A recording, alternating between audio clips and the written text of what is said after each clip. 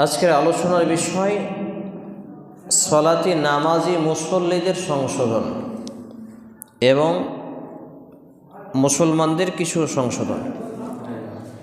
উল্লেখিত বিষয়ের প্রতি পবিত্র কোরআন এবং সেই সুন্নাহর আলোকে গুরুত্বপূর্ণ তথ্যবহুল বিবরণের আপ্রাণ প্রচেষ্টা রাখছি ইনশাআল্লাহুল আজিজ। ওমা তৌফিক ইল্লা বিল্লাহ, আলাইহি তাওয়াক্কালতু ওয়া ইলাইহি উনীব। প্রথমত আমাদেরকে জেনে নিতে হবে যে মুসল্লি কাকে বলে। মুসল্লি বলা হয় সলাতি বা নামাজিকে, যে ব্যক্তি বা যারা সলাত আদায় করেন বা নামাজ পড়েন তাদেরকে বলা হয় মুসল্লি। তো এই মুসল্লি আমরা মসজিদে হাজিরা দিলেই মূলত দুনিয়ার দৃষ্টিতে মুসল্লি হয়ে যায়, মানুষের নজরে মুসল্লি হয়ে যায়। গ্রামের লোকজন বলে যে হ্যাঁ অমুক লোকটা মুসল্লি, বলে না? কিন্তু আল্লাহ রাব্বুল আলামিনের খাতায় প্রকৃত মুসল্লি কে বা অরিজিনাল খাঁটি মুসল্লি কারা, বা প্রকৃত মুসল্লি যদি না হতে পারে এর ভয়াবহতা কী, এই কয়েকটি বিষয় সংক্ষিপ্ত টাইমে আলোচনা করব। আপনাদের পরিবেশের যা অবস্থা বুঝতে পারলাম যে জুমার খুতবা ছাড়া অন্য কোনো সময়ে কাজ করা যাবে বলে আমার মনে হয় না। মানে জুমার খুতবাতেই যেটুকু বলার বলতে হবে, অন্য সময় মানুষ বসবে না, এটুকু বুঝতে পারলাম। তো আমি আপনাদের সামনে হামদ সানা পাঠের পরে কুরআনুল কারীমের খুবই প্রসিদ্ধ সূরার একটি আয়াত পাঠ করেছি, সূরা আল আনকাবুত 29 নম্বর সূরা। যে সূরার অর্থ, নামকরণের অর্থ হচ্ছে আনকাবুতের অর্থ হচ্ছে মাকড়সা। এটি 20তম পারা 402 নম্বর পৃষ্ঠায় বর্ণিত হয়েছে। আয়াত নম্বর 45 এর অংশ বিশেষ আপনাদের সামনে পাঠ করেছি। আল্লাহ রাব্বুল ইজ্জাত তিনি বলছেন, আকিমিস সালাতা ইন্নাস সালাতা তানহা আনিল ফাহশাই ওয়াল মুনকার। সালাতকে কায়েম করা, প্রতিষ্ঠা করা। সালাত বলতে নামাজ, বুঝতে পারছি আমরা, বোঝাতে পারছি?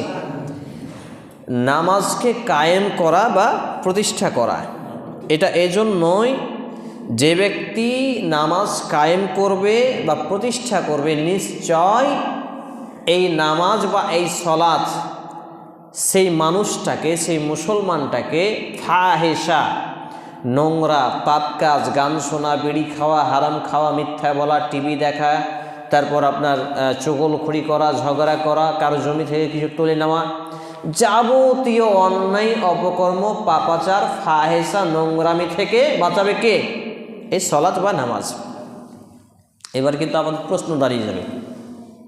আমি এরকম এক জায়গায় বক্তব্য দিচ্ছি, তো হঠাৎ করে একজন বক্তব্য শেষে প্রশ্ন করছেন, আপনি যে বক্তব্য দিলেন আমাদের মসজিদের অমুক লোকটা এত বড় নামাজি, অথচ মাঠে গেলে অন্যের জমি থেকে বগলে করে শাক কেটে নিয়ে চলে আসে।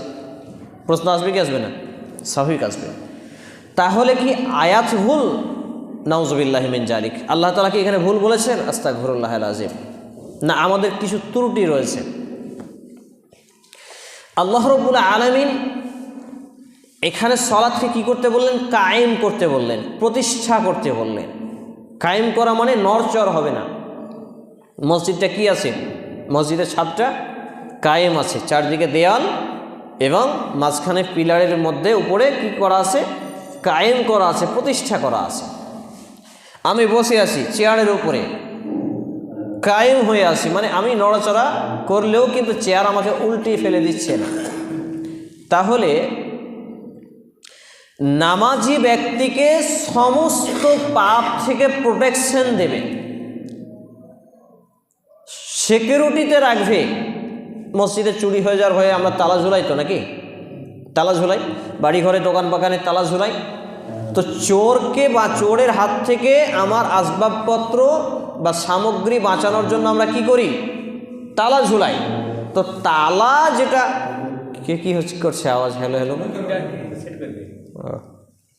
তো এই যে আপনার তালা কিসের কাজ করছে? প্রোটেকশন দিচ্ছে। কিসের? চোরের হাত থেকে আমার আপনার সম্পদকে। তাই আমার এবং আপনার ইমানকে প্রোটেকশন দেবে কে? সালাত। সুবহানাল্লাহ, বুঝতে পেরেছেন? তাহলে আমার এবং আপনার ইমানকে যদি প্রোটেকশন সালাত দেয় তাহলে আমরা কি সবাই তাহলে পাপ মুক্ত নামাজি নাকি? আমরা যারা নামাজ পড়ি সবাই তো পাপ মুক্ত নাকি? না, কখনোই নয়। কারণ কুল্লু বানি আদম খাত্তাউন ওয়া খায়রুল খাত্তাইন আত-তাওয়াবুন, প্রত্যেক বানি আদমের ছেলেমেয়েরা হচ্ছে ভুলকারী, পাপকারী, পাপিষ্ঠ। কিন্তু যেই সব বানি আদমের ছেলে এবং মেয়েরা তওবা করে, ওয়ালাইকুম আসসালাম ওয়া রাহমাতুল্লাহ, প্রত্যাবর্তন করে, ফিরে আসে, ব্যাকআপ নেই, রিকভারি নেই, এরা আল্লাহর কাছে উত্তম। সুবহানাল্লাহ। তাহলে আমরা মানুষ হিসাবে আমাদের ভুল ত্রুটি পাপ ছোট বড় কিছু ঘটেই যাবে। আমরা মানুষ হিসেবে, ওইটা দিলে একটু দূরে দিতে হবে, দূরে। আর এটা তো হাতে ধরে থাকা যাবে না অনেক কতক্ষণ।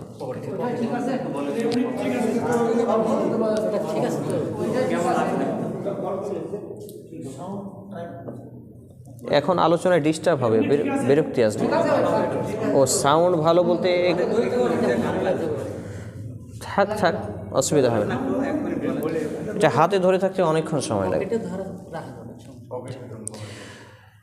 তাহলে বলছিলাম যে আল্লাহ সুবহানাহু ওয়া তাআলার বিধান এই সালাত, এটা আরও বিরক্তিকর। এই বিধানটা আল্লাহ রাব্বুল আলামিন আমাকে এবং আপনাকে দিয়েছেন। একই তো দিনে এবং রাতে 5 টাইম এই মসজিদে এসে আমরা যে সালাত আদায় করি, সাজদাতে মাথা ঝুঁকিয়ে দিই, নুইয়ে দিই, এটা মূলত আল্লাহর সামনেই নয়, কোনো মাটিকে, কোনো মসজিদকে, কাবা ঘরকে বা অন্য কিছুকে নয়। আজকে বিভিন্ন রাজনৈতিক দলে একটা প্রোপাগান্ডা চলে যে এতে বিরক্তি আসবে, মানে এনার্জি, এটা আলোচনায় ডিস্টার্ব হয়ে যাবে। ওইটা করলে স্ট্যান্ড লাগালে ঠিক ছিল পরবর্তী। তাহলে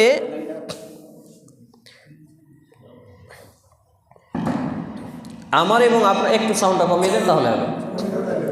আমার এবং আপনার আসবাবপত্র বা সামানপাতিকে যেমন প্রোটেকশন দেয় তালা, তাহলে সালাত আমার এবং আপনার ইমানকে প্রোটেকশন দিয়ে বাঁচিয়ে রাখবে এবং ইমান এবং আমলকে সুরক্ষিত রাখবে এবং পাপ কাজ থেকে আমাকে এবং আপনাকে বিরত রাখবে। এটা কখন সম্ভব? এর অ্যাটাচমেন্টে, ছেড়ে দিন ভাই, যা আছে ছেড়ে দিন। এর অ্যাটাচমেন্টে একটা হাদিস পাঠ করেছি। এই হাদিসটা যখন বলবো তখন বুঝতে সুবিধা হবে আপনাদের। সামনে যত বসবেন আলোচনায় তত মজা পাওয়া যায়। এই ছিটিয়ে না বসে সামনে চলে আসেন, আলোচনাতে এনার্জি পাওয়া যাবে। মানে সামনের জায়গা খালি থাকলে সাইডে অতগুলো তো ঘোরা যায় না, সামনে বসে যান, ওই কোনাটাই বসেন কিছু লোক। তাহলে হাদিসটি পাঠ করেছিলাম সহিহ আল বুখারী গ্রন্থের কিতাবুস সালাহ, হাদিস নম্বর 631 ক্রমিক নম্বরে হাদিসটি বর্ণিত হয়েছে। আনাস ইবনে মালিক রাদিয়াল্লাহু তাআলা আনহু তিনি বলছেন যে নবী মুহাম্মদুর রাসূলুল্লাহ সাল্লাল্লাহু আলাইহি ওয়াসাল্লাম তিনি বলেছেন, সাল্লু কামা রাআইতুমুনি উসাল্লি, তোমরা সালাতকে প্রতিষ্ঠা করো, কায়েম করো সেইভাবে রাআইতুমুনি উসাল্লি, মানে আল্লাহ রাসূল সাল্লাল্লাহু আলাইহি ওয়াসাল্লাম বলছেন আমাকে যেভাবে সালাতকে কায়েম করতে দেখেছো। তাহলে এই কথাটা কাকে বললেন? সাহাবা ইকরাম রাদিয়াল্লাহু তাআলা আনহুমকে বললেন। এবং সাহাবা ইকরাম রাদিয়াল্লাহু তাআলা আনহুম যুগে যুগে সময়কালে মুহাদ্দিসিনে কেরামদেরকে ব্যাখ্যা দিয়েছেন আর তারা সেটাকে নোট করেছেন হাদিস গ্রন্থে, যেটা সহিহ আল বুখারী হাদিস নাম্বার 631 ক্রমিক নম্বরে আমরা পাই। এবার আবার একটা প্রশ্ন আসবে, আমি আলোচনা করলে কিন্তু ক্লিয়ার কাট করি, বুঝতে যাতে অসুবিধা না হয়। যদি অসুবিধা থাকে শেষে প্রশ্ন উত্তর থাকবে, প্রশ্ন করবেন। আবার যদি কোনো জায়গায় অসুবিধা থাকে ওটা মাথায় রাখবেন, দিয়ে পরে জিজ্ঞেস করবেন। যে এবার অনেকেই বলবেন যে আল্লাহর নবী মৃত্যুবরণ করেছেন প্রায় 1446 বছর আগে, তাহলে সেই সময় সাহাবা ইকরাম রাদিয়াল্লাহু তাআলা আনহুমকে বলেছেন আমরা তো জীবিত ছিলাম না, তাহলে আমরা কি করে তাকে দেখে সালাত আদায় করবো? এটা তো হতে পারে না। তাহলে আমাদেরকে কি ফলো করতে হবে? সহিহ হাদিস। কি ফলো করতে হবে? সহিহ হাদিস বা সহিহ সুন্নাহ। এই সহিহ হাদিসটা আবার শিক্ষার সাথে জড়িত। শিক্ষা নিয়ে জুমার খুতবা দিলাম, তো শিক্ষার সঙ্গে জড়িত এই শিক্ষা দ্বারা সহিহ হাদিস আমি এবং আপনি যাচাই করতে পারবো, বা ওই রকম আলেম বা দায়ীদেরকে নিয়ে আমরা তাদের কাছ থেকে ইলম নিয়ে সেটা সংশোধন করতে পারবো। এবারে এই সলাৎকে পূর্ণাঙ্গ করতে গেলে আমার প্রায় 1.5 ঘন্টার একটা বক্তব্য আছে, ইউটিউবে বোধহয় 39 মিনিট আর 36 মিনিট এইরকম করে আপলোড দেওয়া আছে। তো অতগুলো সময় আপনারা দিতে পারবেন না, বুঝতে পারছি, সবাই কর্মব্যস্ত মানুষ, সংক্ষেপে একটু টেনে দিচ্ছি। সলাৎ কমপ্লিট হওয়ার প্রথম একটা শর্ত হচ্ছে ফরজ গোসলের বিধান। ফরজ গোসল নিয়ে আমার প্রায় 4টা বা 5টা বক্তব্য আছে 1.5 ঘন্টার ইউটিউবে। তো ফরজ গোসলের বিধান আপনাকে কমপ্লিট জানতে হবে। ফরজ গোসলের ত্রুটির কারণে হাজারো নারী পুরুষের ইবাদত কবুল হয় না। ফরজ গোসলে যদি ত্রুটি হয় কি নামাজ কবুল হবে? আস্তাগফিরুল্লাহ। তাহলে ফরজ গোসলের বিধান আমরা অসংখ্য লোক জানি না। শুধু জাস্ট একটু বলে দিই, ফরজ গোসলের প্রথম শর্তই হচ্ছে নিয়ত করা। ফরজ গোসলের নিয়ত করা, হোক স্বপ্নদোষ, নাইট ফলস, বা স্বামী স্ত্রী মিলন সহবাস, বা মেয়েদের হাইজ নিফাস থেকে পবিত্র হওয়ার জন্য যেসব কারণে গোসল ফরজ হয়, এই ফরজ গোসলের প্রথম শর্তই হচ্ছে কি করা? নিয়ত করা। নিয়ত পড়া নয়, নিয়ত করতে হয় অন্তর দিয়ে। আপনি এখানে বসে আছেন, মনে মনে একটা কিছু এঁকে দিয়েছেন, আলোচনা শেষে অমুক জায়গা যাব, বা আলোচনা চলতে চলতে হয়তো আমি চলে যেতে পারি, এটা বলে নিয়ত। মনের কথা বলা বা সংকল্পকে নিয়ত বলে।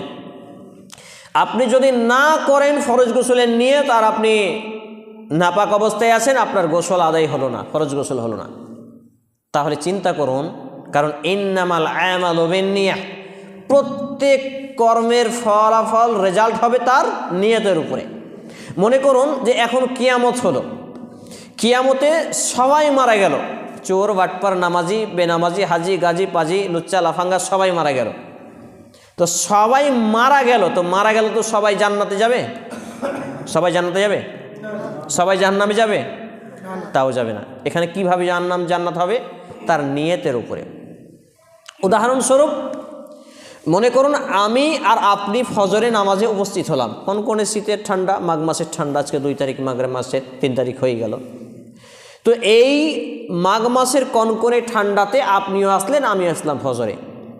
আমি এলাম এই নিয়েতে যে আমার ডায়াবেটিস, সুগার হয়েছে, ডাক্তার বলেছে সকাল সকাল উঠতে হবে, একটু হাঁটতে হবে, শরীরের ফিটনেসটা ভালো থাকবে, নইলে আপনার অসুখ ভালো হবে না। আর আপনি উঠলেন যে আমি যদি ফজরে না উঠি আল্লাহ জাহান্নামে দিবে, আমি কি হিসাব দিব, এই ভয়। দুজনেই মুসল্লি, দুজনেই নামাজ আদায় করছি, দুজনেই জামাতে, দুজনেই দাড়ি টুপি, জুব্বা, পাঞ্জাবি সব কিছু ঠিক আছে, কিন্তু এই ব্যক্তির জান্নাত জাহান্নাম বিবেচনা হবে নেকি কি দিয়ে দেওয়া হবে? নিয়তের উপরে। বুঝতে পেরেছেন? সুবহানাল্লাহ।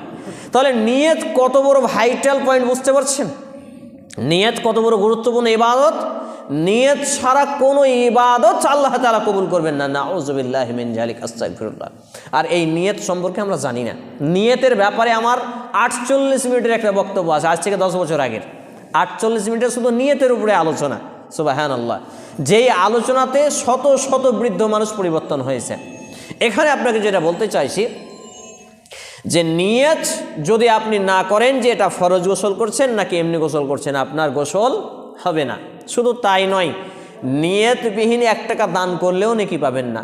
নিয়তবিহীন আপনি রোজা সিয়াম থাকলেও নেকি পাবেন না। নিয়তবিহীন আপনি মসজিদ মাদ্রাসা করলেও নেকি পাবেন না। নিয়তবিহীন আপনি যাই ভালো কাজ করেন না কেন, কোনোটা আল্লাহর কাছে গ্রহণযোগ্য হবে না। নাউযুবিল্লাহি মিন যালিক। ফরজ গোসলের নিয়ত করে তারপর গোসলের বিধান নিয়ে আলোচনা আছে, দেখে নিতে পারেন, বা অন্যদিন আল্লাহ যদি সময় দেয়, আপনারা ব্যস্ততা না দেখান, তাহলে আলোচনা করবো ইনশাআল্লাহ। এবারে চলে গেল ফরজ গোসল। এরপরে আসবে আপনার অজু। অজুর পূর্বেও কিন্তু নিয়ত লাগবে। নিয়ত ছাড়া অজু কখনোই কবুল হবে না, বা অজুই হবে না। একটা শর্ত হচ্ছে নিয়ত। এবার অজুর ব্যাপারে হাজারো ত্রুটি। অজুর যে অংশটা আমাদের শুখা থেকে যায়, ভিজবে না, সেই অংশটা জাহান্নামের আগুনে জ্বলবে। নাউযুবিল্লাহি মিন যালিক। ভাবতে পারছেন ব্যাপারটা? অজুতে যে অংশটা আমাদের শুকনো থেকে যাবে, সেই অংশটা জাহান্নামের আগুনে জ্বলবে। সহ্য করতে পারবো নাকি? দুনিয়াতে বিরিয়ানি খাচ্ছি, এত ভালো মন্দ খাচ্ছি, সহ্য করতে পারবো না? নাউযুবিল্লাহি মিন যালিক। আস্তাগফিরুল্লাহাল আযীম। আল্লাহুম্মা ইন্নী আসআলুকাল জান্নাতা ওয়া আউযু বিকা মিনান নার। চিন্তা করুন যে জাহান্নামের আগুন দুনিয়ার আগুনের থেকে 69 গুণ ভয়াবহ। দুনিয়ার আগুনে হাত দিলেন, লোম পুড়লো, চামড়া পুড়লো, তারপর রক্ত, মাংস আর কিছু হাড্ডি পর্যন্ত যেতে পারে। জাহান্নামের আগুন জাহান্নামে দিতে দিতেই কলিজাকে পুড়িয়ে ফেলবে, নাউযুবিল্লাহি মিন জালিক। সেই সময় মানুষ কি বলবে জানেন? যারা বেদিন হয়ে মারা যাবে এরা বলবে, আলেমরা যদি আমাদের কানে বন্দুক ধরে পেস্তুল ধরে বলতে এই নামাজে চল না তো গুলি করে দেবো আল্লাহ, তাহলে আমাদের ভালো হতো। আলেমদেরকে আপনি জাহান্নামে দেন, আমাদেরকে ওইরকম শাসন করেনি। আল্লাহু আকবার। চিন্তা করেছেন ব্যাপারটা? ছেলে বাপের বিরুদ্ধে বলবে, আল্লাহ আমার বাপ আমাকে দুনিয়ার সব কাজে পাঠিয়েছে, বাধ্য করেছে, কিন্তু নামাজের বেলা বলেছে পড়বি পড়, না পড়বি না পড়। বলেন আমার আপনার পরিণতি কি? এটা গল্প নয়, এগুলো কোরআন এবং হাদিসের দৃষ্টিকোণ। গ্রাম্য সর্দার মডেলের উপরে বিচার দেবে কে? সর্দার মডেলের আন্ডারে, সমাজে আন্ডারে যে লোকগুলো থাকবে ওরা আমাদের নেতা ছিল, গ্রাম পরিচালনা করতে মুষ্টি তুলেছে, আর কিছু করেছে, আরও কিছু করেছে, কিন্তু ইসলামের জন্য, দ্বীনের জন্য, নামাজের জন্য, ইবাদতের জন্য আমাদের সেই রকম গাইড দেয়নি, পাকড়াও হয়ে যাবে সব। এই জন্য আল্লাহ রাসূল সাল্লাল্লাহু আলাইহি সাল্লাম বলেছেন, কাউকে যদি 2 জনের নেতা করা হয়, দায়িত্ব দেওয়া হয়, তাকে যেন চাকু ছাড়া জবাই করে দেওয়া হলো। সাহাবীগণ বুঝতে পারলেন না যে এটা কি করে হয়, চাকু ছাড়া মানুষকে জবাই করা হয়। তো বলছে যাকে দায়িত্ব দেওয়া হলো সে যদি দায়িত্ব পুরোপুরি পালন করে তাহলে সে দুনিয়া হারিয়ে দেবে, মানে দুনিয়ার স্বাদ পাবে না। আর যদি সে দায়িত্ব না পালন করে, দায়িত্ব যদি না পালন করে তাহলে সে দুনিয়া পেয়ে যাবে, আখেরাত হারিয়ে দিবে, নাউযুবিল্লাহি মিন জালিক। এটাকে বলে ছুরিবিহীন জবাই করে দেওয়া। তাহলে এইভাবে আমরা যদি পাকড়াও হয়ে যায় আমাদের পরিণতি কী হবে? ওযুর চ্যাপ্টার গেল, এবারে চলে আসেন মসজিদে। বাড়ি থেকে বের হলেন, বিসমিল্লাহি তাওয়াক্কালতু আলাল্লাহি লা হাওলা ওয়ালা কুওয়াতা ইল্লা বিল্লাহ বলে বাড়ি থেকে বের হলেন। মসজিদে ঢুকলেন, মসজিদে ঢুকে বাইরের গেটে ডান পাটা রাখলেন, আসসালাতু ওয়াসসালামু আলা রাসূলিল্লাহ আল্লাহুম্মা আফতাহ লি আবওয়াবা রাহমাতিক। প্রথম অংশ আমরা জানি না নাকি? প্রথম অংশ জানি না। হাজারো হাজারো জায়গায় প্রোগ্রাম, বক্তব্য, খুতবায় বলেছি, মানুষ জানে না, ইমামরাই জানে না। কেন? এই হাদিসটা ধামাচাপা দিয়ে রেখে দিয়েছে। আমাদের সমাজে সব থেকে বেশি যেই ক্যাসেটটা বাজা হয় সেটা কি? দান করেন জান্নাতে চলে যাবেন, এই টাকা দিন জান্নাতে চলে যাবেন। আজকে যে লোকটা বলছিল, আমার ইচ্ছা হয়েছিল মাইকটা নিয়ে বলার, যে শিক্ষা নিয়ে আলোচনা করেছেন খুবই সুন্দর, কিন্তু আব্দুর রাজ্জাকের বক্তব্য শুনেছেন যে আপনার দান সাদকা করলে সব মাফ হয়ে যাবে, নেকি পেলবে। এটা পৈতৃক সম্পত্তি, বাপের সম্পত্তি, একটা দিয়ে একটা ঢাকা যায়? কখনো নয়। ইসলাম যেটা, যেই বিধান সেইটাকে ছাড়া কোনো দিন পূর্ণ হয় না। আমি মনে করুন নামাজ পড়লাম, হজের সামর্থ্য আছে, হজ করলাম না, আদায় হয়ে যাবে? শিক্ষা আগে, শিক্ষার থেকে বড় কোনো ফরজ ইবাদত ইসলামে নেই। আমি চ্যালেঞ্জ করেছিলাম বড় বড় আলেমকে যে সমস্ত ইবাদতের মাথা কি? তো বলছে তাওহীদ। আমি তাওহীদের মাথা কি? তখন আর বলতে পারি না। বলছে তাওহীদের মাথা হয় নাকি? আমি তাওহীদের মাথা জ্ঞান নয়, শিক্ষা নয়? তাওহীদ সম্পর্কে জানতে হলে শিক্ষা লাগবে না? যখন বলেছে তাওহীদের মাথা শিক্ষা জ্ঞান, তখন মাথা নিচু করে বলছে হ্যাঁ এটাই বাস্তব, এটাই গবেষণা, আমাদের গবেষণায় কোলায়নি। তাহলে বাস্তব ঘটনা হলো সব কিছুর ঊর্ধ্বে শিক্ষা, আর আপনি ও মাদ্রাসার নামেই কালেকশন করছে আর বলছে ওটা বাদ দিয়ে সব মাফ হয়ে যাবে, নাকি হয়ে যাবে? হয়? তাহলে শিক্ষার জন্য অর্থ ব্যয়, মেহনত, সময়, এই যে আপনারা বসেছেন এই শিক্ষার জন্য, আল্লাহ তাআলা হয়তো এটার ওসিলায় জান্নাত দিয়ে দেবেন, সুবহানাল্লাহ। কিন্তু যদি যারা এখানে বসেনি এরা সেই দিন আফসোস করবে। কারণ সূরা আজ-জিলজাল, ফামান ইয়া'মাল মিসকালা যাররাতিন খায়রান ইয়ারাহ ওয়া মান ইয়া'মাল মিসকালা যাররাতিন শাররান ইয়ারাহ। সেই দিন মানুষ এই যে মোবাইলে ক্যামেরা হচ্ছে, বক্তব্য দেখতে পাবে, এর থেকেও ফুল কোয়ালিটি। দেখেন মানুষের বানানো একটা মোবাইল, আল্লাহ দেওয়া বুদ্ধি, আজকে বক্তব্য রেকর্ড হচ্ছে, 5 বছর 10 বছর পর দেখতে পাবো।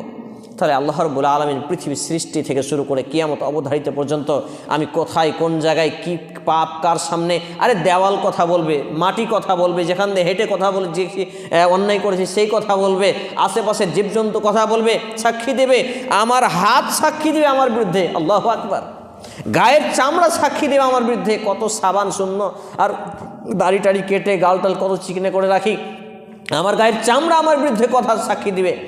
তারপর পা বলবে তুমি যা বলেছো ঠিক বলেছো। আস্তাগফিরুল্লাহ। চিন্তা করেছেন কথাগুলো বলতে গায়ে লোক ভাবলি যাচ্ছে।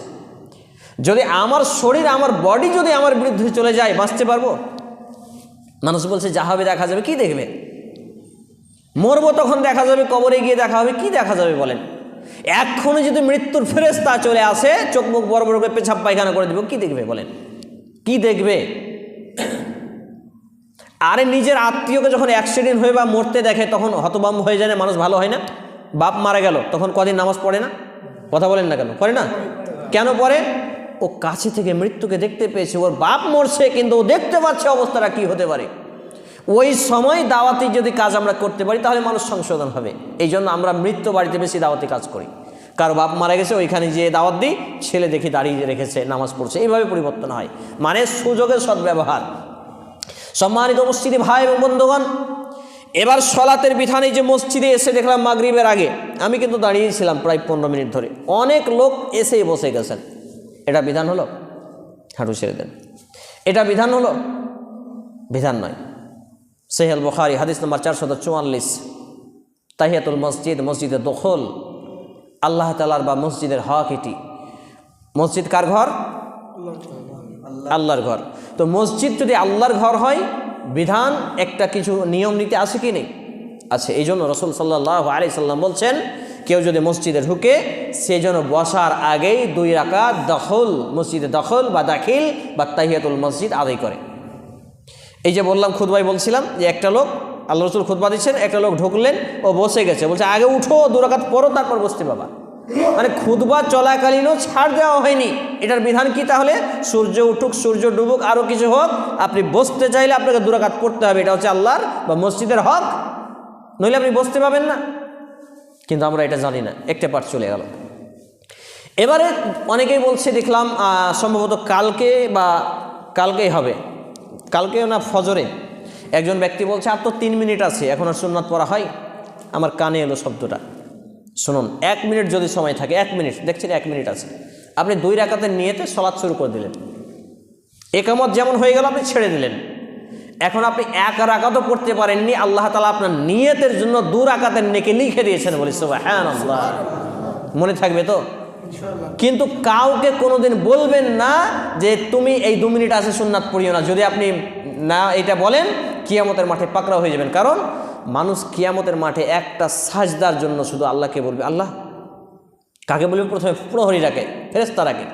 আল্লাহ একটিবার দুনিয়াতে পাঠান, একবার সাজদা করে আসবো, একটা লম্বা সাজদা দেব যে যেই থেকে পৃথিবীর শুরু থেকে কিয়ামত পর্যন্ত। আল্লাহু আকবার। মানুষের আফসোসটা চিন্তা করুন, কথাগুলো বলছি তো আমার গায়ের লোম ভাবড়িয়ে যাচ্ছে, যে একটা সাজদা দিতে চাইবে, যেই সাজদাটা হবে কি খাওয়া দাওয়া পেছাব পায়খানা সব শেষ, জীবন যেদিন থেকে পেয়েছে মৃত্যুর আগে পর্যন্ত সাজদায় পড়ে থাকতে চাইবে। জাহান্নামের ভয়ঙ্কর এত আযাব। চিন্তা করুন প্রিয় ভাই এবং বাবা জীবন। তাহলে আপনি যদি কাউকে বলেন যে সুন্নাত পড়িও না, তাহলে তাকে সাজদা থেকে বিরত রাখলেন। এই জন্য যেসব মসজিদে লেখা আছে দেখেছি যে সময় দেখে সুন্নাত পড়ুন, আমি বলেছি এগুলো মিটিয়ে ফেলতে হবে। মসজিদের মধ্যে সলাতে সামনে কাতারে দেওয়ালে ঘড়ি, সলাতে চাট, এইগুলো রাখা যাবে না। এমনকি মসজিদের মাইক, এই যত আছে অ্যাম্পলিফায়ার সাইডে করে দেবেন। আজানের সুন্নাতে বিধান হচ্ছে বারান্দায়, আজান মসজিদের ভেতরে নয়। আজান দেবেন কোথায়? মসজিদের বারান্দায়, মাইক থাকলেও বারান্দায়। এটা হচ্ছে সুন্নাহ, এটা হচ্ছে বিধান। শাইখ আব্দুল্লাহ সালাফিকে ফোন করবেন আপনি, বা যারা কন্ট্যাক্ট নাম্বার আছে বলবেন যে হাবিবুল্লাহ এরকম কথা বলে গেছে, এটা কি সত্য? যদি বলে সত্য তাহলে মেনে নেবেন, যদি বলে মিথ্যা তাহলে মানতে হবে না। সম্মানিত মসজিদে ভাই এবং বন্ধুগণ, আর মসজিদ, এই যে মসজিদ নির্মাণে সাদা ছাড়া অন্য কালারকে ফিতনা বলা হয়েছে, কিয়ামতের আলামত। বোঝাতে পারছি? অতএব কোনো কালার নয়, এক কালার হবে সাদা, পুরো কোট সাদা। আর সাদা পোশাকে অভ্যাসী হন, বিশেষ করে নামাজের সময় আপনার পাঞ্জাবি পায়জামা যাতে সাদা হয়, আর সুগন্ধি আর মিসওয়াক, দাঁতন আর আতর সব সময় যাতে পকেটে থাকে।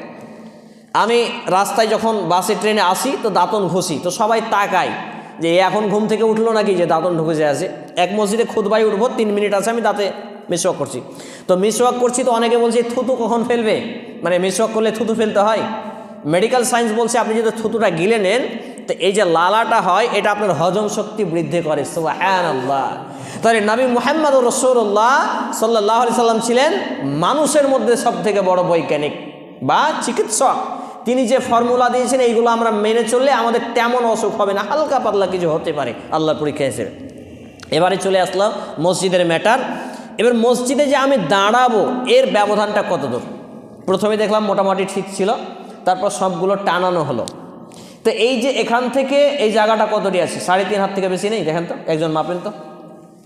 দেয়াল থেকে এই জায়গাটা, এই কাতারটা একজন মাপেন, একজন মাপেন হাত দিয়ে।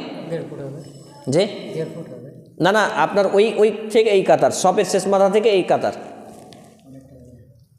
এইটা সর্বোচ্চ 3.5 হাত, মানে 4.5 ফিট, আর না তো 3.5 হাত। এই যে মোটামুটি মিডিয়াম হাইটের লোকের হাত দিয়ে 3 হাত থেকে 3.5 হাত এর মধ্যে, এর থেকে কম হচ্ছে 3 হাত, সর্বোচ্চ হচ্ছে 3.5 হাত, এর মধ্যেই আপনাকে সলাত আদায় করতে হবে। এবং আপনি এখানে সলাত শুরু করলেন, চলে গেলেন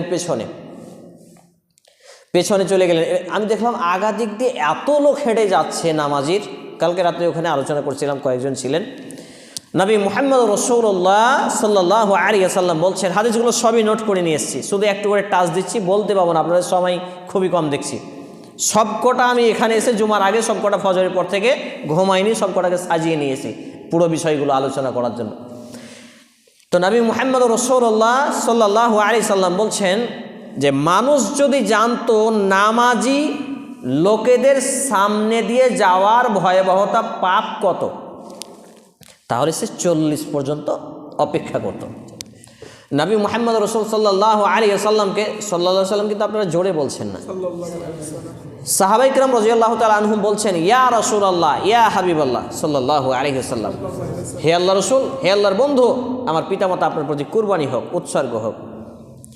40 ওয়াক্ত, 40 জুমআ নাকি 40 রমাজান?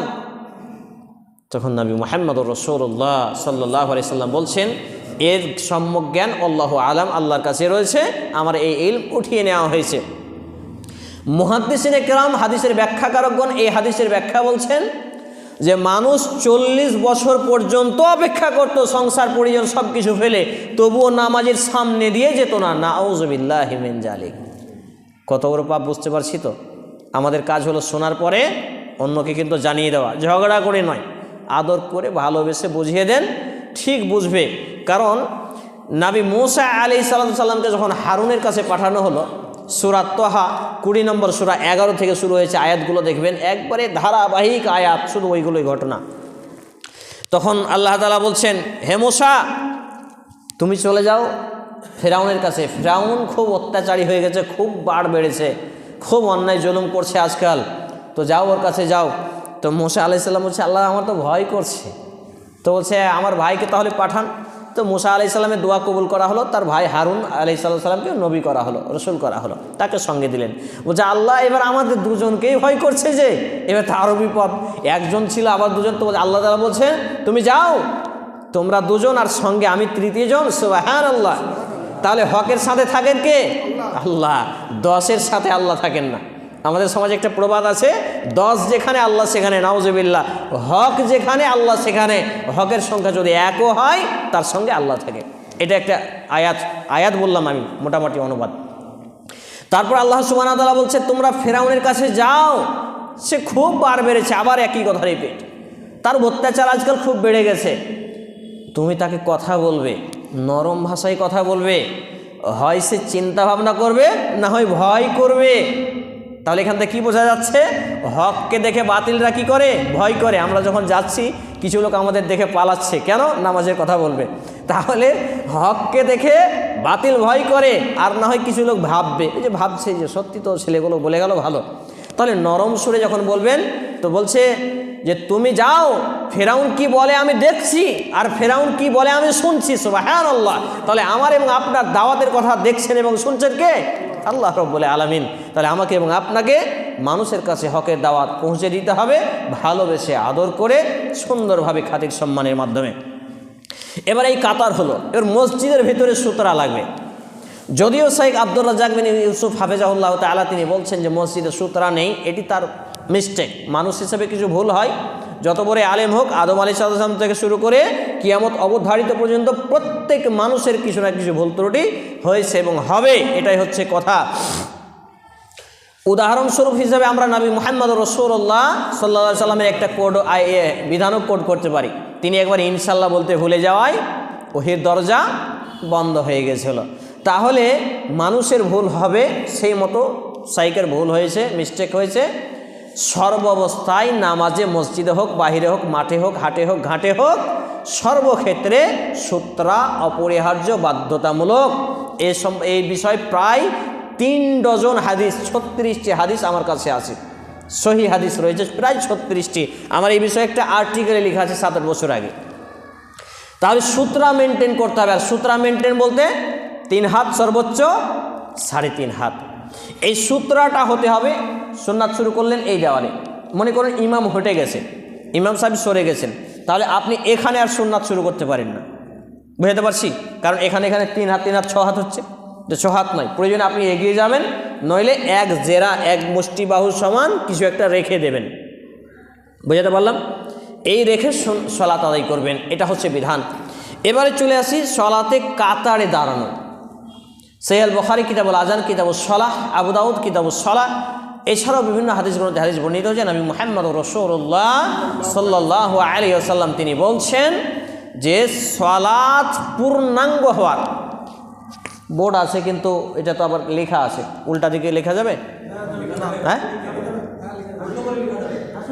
লেখা যাবে। উঠেন, আমি একটু বোঝাই, তাহলে বুঝতে সুবিধা হবে।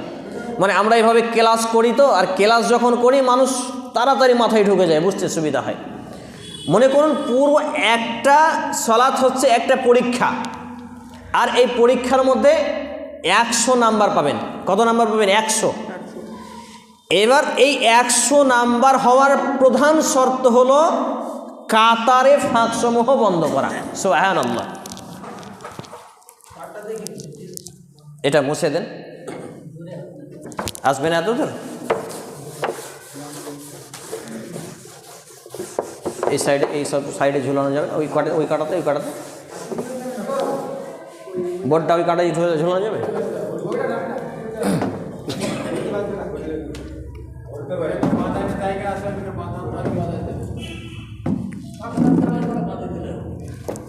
বাস বাস, জাযাকাল্লাহু খাইর।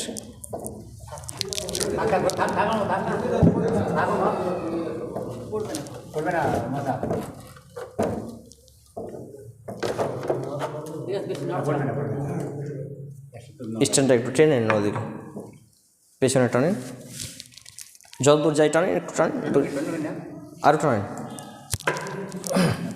আরও টানেন স্ট্যান্ডটা।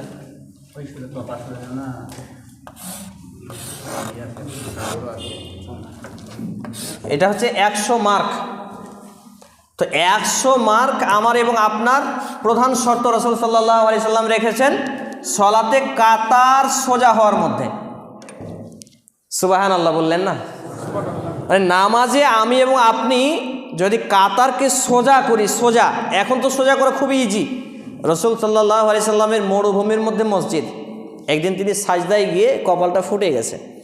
তো নবী মুহাম্মদ রাসূলুল্লাহ সাল্লাল্লাহু আলাইহি সাল্লামকে কোনো একজন সাহাবী বলছেন, আল্লাহ রসুল আপনার কপালটা দেখে আমার তো খুব কষ্ট লাগে। তিনি আফসোস করে বলেছিলেন, সঙ্গে সাথী, আমরা যে সময় বসবাস করছি এই সময়ের মুসল্লিদের, নামাজিদের ভেতরের ঈমান হচ্ছে খুবই পাকা এবং মজবুত, এবং মসজিদগুলো হচ্ছে খুবই দুর্বল।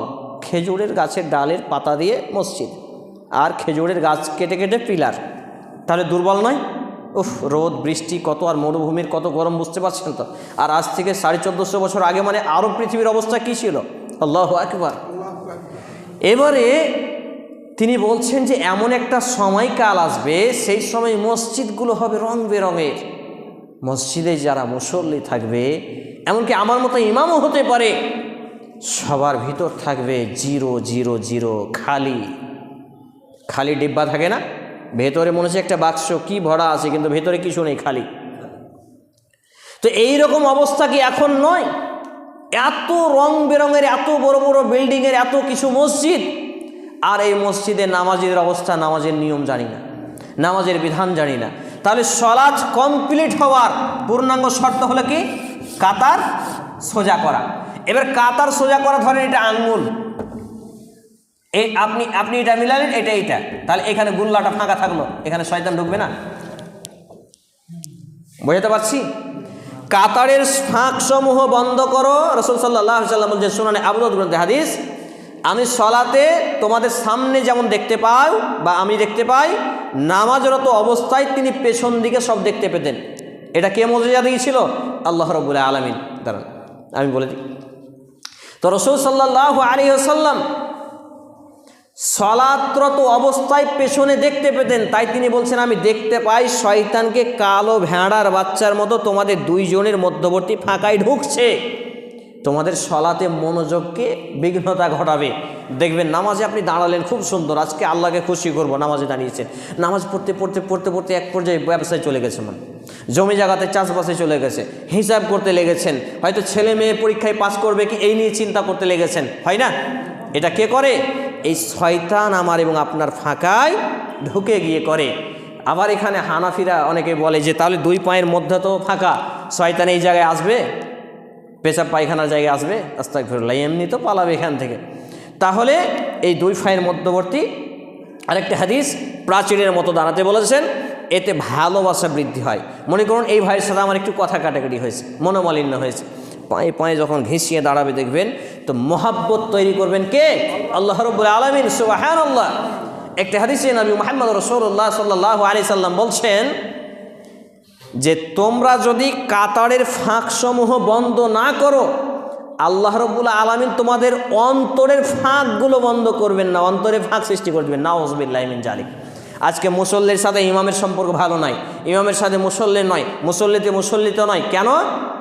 আমাদের এইখানে ত্রুটি। এই সলাতের জায়গা যদি আমরা ত্রুটি পূরণ করতে পারি ইনশাআল্লাহ তাআলা, তাহলে 100-র মধ্যে প্রধান শর্তই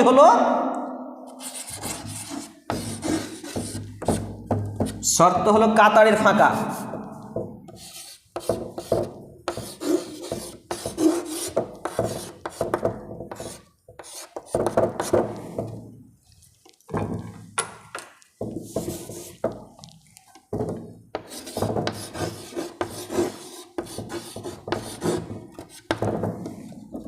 নড়ে বেড়াচ্ছে,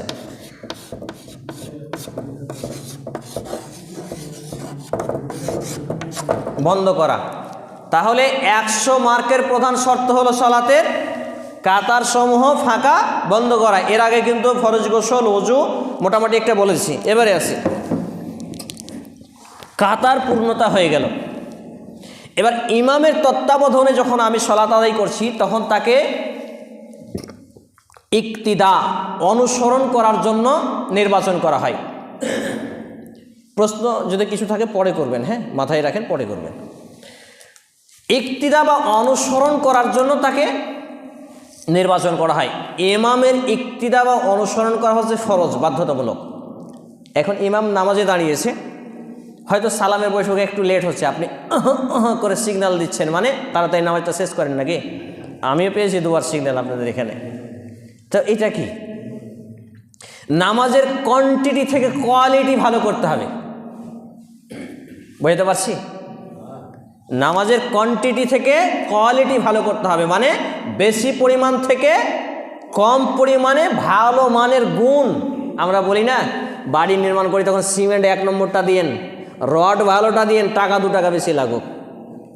সমাজে মানুষ দুনিয়ার ক্ষেত্রে ভালো পায়ও আর ভালো খুঁজেও, কিন্তু দিন ইসলামের জন্য ভালো কিছু খুঁজে না। এটাই হচ্ছে জ্বালা। আর এই জন্য মুসলমান বিশ্বব্যাপী লাঞ্ছিত হচ্ছে। আর এই জন্য নামাজিরা মূলত সঠিকভাবে পাপ থেকে বাঁচতে পারে না। আরেকটা বিষয় বলে দিই, ভুলে যাব, মাথায় এলো, এনাদের মাথায় টুপি দেখে। এই যে টুপি আপনারা পরেছেন, প্লাস্টিকের টুপি, এই টুপি পরে শ্বশুর বাড়ি যেতে পারবেন? শ্বশুর বাড়ি যাওয়া যাবে? আমি যেটা পরে আছি সেটা পরে যাওয়া যাবে না? খালি মাথায় যাওয়া যাবে না? তাহলে যেই টুপি পরে শ্বশুর বাড়ি যেতে পারবেন না, অফিস আদালত কোর্ট কাছারি যেতে পারবেন না, সেই টুপি পরে আল্লাহর সামনে দাঁড়ানো যায়? বুঝতে পারছি? তাহলে কত বড় আমাদের একটা সমস্যা। আমাদের মসজিদে যখন প্রথম টুপিগুলো ছিল আগুনে জ্বালিয়ে দিই, তো অনেকেই বলছে এরা আরএসএসের লোক, মসজিদে টুপি পুড়িয়ে দিল। ভাবতে পারছেন? মানে এটা কিসের জন্য? অজ্ঞতার জন্য। এই টুপিটা একটা খারাপ দিক দেখি, যে মসজিদে গামছা রেখেছেন, এটাও খুব খারাপ দিক। এই টুপিটা তেলের মাথায় দিয়ে দিয়ে একটা তেল ছিটা পড়ে যায়। আর আরশোলা বা তেল কাটা টিকটিকি দেখবেন ওইগুলো চাটে। আপনি মাইক্রোস্কোপের ভিডিওগুলো দেখবেন যে টিকটিকি আপনার ব্রাশ, আপনার দাঁতন, আপনার বিভিন্ন খাবার আর আরশোলা কীভাবে চাটে, এবং চাটার পরে কত কোটি সেখানে খারাপ ব্যাকটেরিয়া তৈরি হয় এবং এখানে জীবাণু তৈরি হয়, আর এর জন্য মানুষ অসুস্থ হয়। আমাদের এইগুলো সেন্সে জাগে না, না? কিন্তু মেডিকেল সায়েন্স যখন বলি তখন মানুষ তাড়াতাড়ি মেনে নেয়। ওই জন্য আমি কোরআন এবং হাদিস, মেডিকেল সায়েন্স দুটোকে একত্রিত হয় বলি, কারণ কোরআন এবং হাদিসই তো মেডিকেল সায়েন্স। মেডিকেল সায়েন্সকে আবিষ্কারিত করেছে কোরআন এবং হাদিস, সুবহানাল্লাহ। মেডিকেল সায়েন্স মানুষ আবিষ্কার করছে, কিন্তু এইগুলো আমরা আরও অনেক আগে থেকে জানি, সুবহানাল্লাহ। আমাদের মুসলিম স্কলারসরা, মুসলিম আলেমরা এরা আরও আগে থেকে জানে। আমি একটা জায়গায় ছিলাম, সফরে ছিলাম, বাসে ছিলাম, তো একটা পাশে অমুসলিম ডাক্তার রয়েছে। আমার পাশে একজন গল্প করছে যে আমার কোনোদিন ঘুম ভালো হয় না, আর যাই খাই শুধু গ্যাস হয়ে যায়, যাই খাই শুধু গ্যাস হয়ে যায়। তা আমি বললাম যে আমি একটা ফর্মুলা জানি। তো ডাক্তার আমাকে বলছে, আপনি কি ডাক্তার? প্যান্ট শার্ট পরেছিলাম। আপনি কি ডাক্তার? আমি বললাম না, আমাকে বলতে দিল না। তারপর উনি বললেন যে রাতে ঘুমাবেন, এই কাতে ঘুমাবেন, এইভাবে খাবেন, তাহলে গ্যাস হবে না, এই করবেন সেই করবেন। আমি বললাম আপনি যতগুলো বললেন এর থেকে বেশি আমাদের নবী মুহাম্মদুর রাসূলুল্লাহ সাল্লাল্লাহু আলাইহি সাল্লাম হাদিসে বলেছেন। বলছে তাই নাকি? আমি বললাম হ্যাঁ। এবার আমার যিনি পার্টনার ছিলেন সফর সঙ্গী, উনি বললেন যে বলেন একটু বেশি করে। এবং আমি সব কটা যখন বললাম, উনি বললেন হাত মিলান, সুবহানাল্লাহ। এত কিছু ইসলামে আছে, মুসলমানরা আজকে ডাক্তারের বাড়ি যায় যাদের রাতে ঘুম হয় না। উনি বললেন যে 1 থেকে 100 পর্যন্ত হাতে গুনতে। আমাদের নবী মুহাম্মদ রাসূলুল্লাহ সাল্লাল্লাহু আলাইহি সাল্লাম সুবহানাল্লাহ, আলহামদুলিল্লাহ, আল্লাহু আকবার, এই নিয়ে আর একবার শাহাদাত বা 34 বার আল্লাহু আকবার বলে 100 বার জুটানো কথা ফাতিমা রাদিয়াল্লাহু তাআলা আনহাকে শিক্ষা দেননি? তাহলে কেন এটা দিয়েছিলেন? মেডিকেল সায়েন্স বলছে কেউ যদি গনে তাহলে তার ধ্যানটা গনার দিকে চলে যাবে, ঘুমটা এসে যাবে। আর নবী মুহাম্মদ সাল্লাল্লাহু আলাইহি সাল্লাম বলছেন তুমি যদি এই পড়ো, দোয়ার মাধ্যমে আল্লাহ তোমার কলবকে শান্ত করে দেবে, তোমার ঘুম চলে আসবে, আর নেকি লেখা হতেই থাকবে, সুবহানাল্লাহ। তাহলে দিন না জানার ফলে আমাদের দুনিয়াও নষ্ট হচ্ছে আর ঈমান আমলও নষ্ট হচ্ছে। এবারে যে বিষয়টা বলছিলাম যে সলাতের পূর্ণতা, কাতারের ফাঁকসমূহ বন্ধ করা। ইমামের আগে কোনো কিছু করা যাবে না, ইমামের আগে কোনো কিছু করা যাবে না। রুকুতে যাওয়া যাবে না, সাজদায় যাওয়া যাবে না, আপনার আমিন বলা যাবে না। আমার আমিন শুরুই করি না, মুক্তাদির আমিন শেষ হয়ে যাচ্ছে। আপনাদের এখানে দেখলাম আমিন ওয়ালা দুআল্লিন বলার পরে ইমাম যখন তার কণ্ঠকে উঁচু করবেন, লম্বা করবেন, ইমাম আমিন শুরু করবেন আর মুসল্লি আমিন শুরু করবেন। তাহলে আমার এবং আপনার আমিন যদি মিলে যায়, আসমানে মালাইকাগণ আমিন বলেন, মানে আল্লাহ কবুল করুন এই কথা বলেন, তো তাদের আমিন যদি আমাদের আমিনের সাথে মিলে যায়, আমাদের পূর্বেকার সব গুনাহকে আল্লাহ মাফ করে দিবেন, বলে সুবহানাল্লাহ। এত ফজিলত কিন্তু আমরা জানি না বলে মানি না, আর অনেকেই জানার চেষ্টাও করি না। সলাতে এবার ধরেন ইমাম আল্লাহু আকবার বলে রুকুতে গেল, তার আগে আরেকটি বলে দিই, আমিন বলা প্রসঙ্গ। এখানে ইমামের সব থেকে বড় যেটা ত্রুটি, ইমাম দাঁড়ানোর পর রাসূল সাল্লাল্লাহু আলাইহি ওয়াসাল্লামের উপর যেই দিন থেকে সলাৎ ফরজ হলো, কোনো একটা ওয়াক্তে তিনি বলতে ভুলেননি বা অলসতা করেননি, নাউযুবিল্লাহ, কাতারের ফাঁকসমূহ বন্ধ করুন, পায়ে পায়ে মিলিয়ে দাঁড়ান, কাতার সোজা করুন, কাতারের ফাঁকা বন্ধ করুন। এই কথা না বলে, পানি দেন তো ভাই, তিনি মুহাম্মদুর রাসূলুল্লাহ সাল্লাল্লাহু আলাইহি ওয়াসাল্লাম কখনো কোনোদিন একটা ওয়াক্ত সালাত শুরু করেননি। হাজারো মসজিদে ইমামদেরকে যখন বলছি, ইমাম সাহেব একটু এটা বলেন, নাই কত বলবো জি, বলে বলে বলে বলে খাসতে গেছি, বলেন বলে বলে খাসতে গিয়ে মাফ হয়ে যাবে? তাহলে ইমামের ত্রুটি হলো কি? তার না বলা। মানুষ যদি নাও শুনে, যদি সবাই পরিবর্তন হয়ে যায় শুনে, তারপরে ইমামের দায়িত্ব এটা বলা, এটা জারি রাখা। কারণ শোনা কথা বারবার শুনলে কি হয়? শোনা কথা বারবার শুনলে বেশি স্মরণে থাকে এবং আমলে বেশি তৃপ্তি পাওয়া যায়। বিসমিল্লাহ।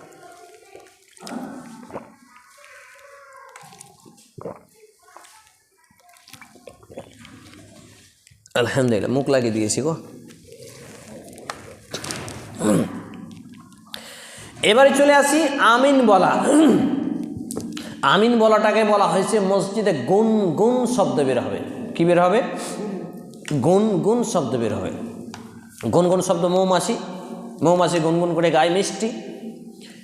বাচ্চা ছেলে যদি একটু জোরে আমিন বলে, এমনও মসজিদ আছে ধমক দেয় অনেকে। এই আপনাদের এখানে তো বাচ্চা ছেলে আর যুবকরা আমি পাইলাম না, এত বড় একটা মসজিদে যুবকও নেই, বাচ্চা ছেলেও নেই, শুধু দুনিয়া নিয়ে মেতে আসে।